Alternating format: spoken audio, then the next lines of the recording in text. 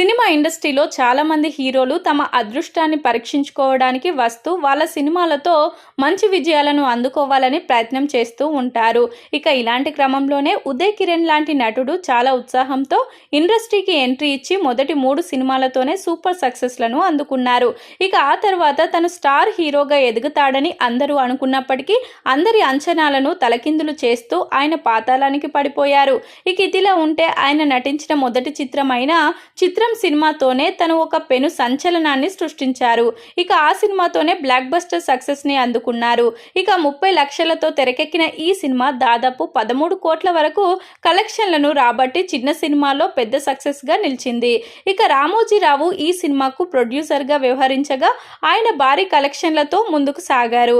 ఇక దర్శకుడు అయిన తేజ కూడా అప్పటి నుంచి ఇప్పటి వరకు వరుస సినిమాలను తెరకెక్కిస్తూ తనకంటూ ఒక మార్కు చూపించుకున్నారు.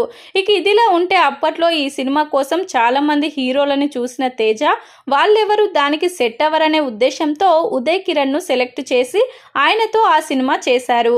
ఇక ఆ తర్వాత వీళ్ళ కాంబోలో కూడా 2-3 సినిమాలు రావడం విశేషం.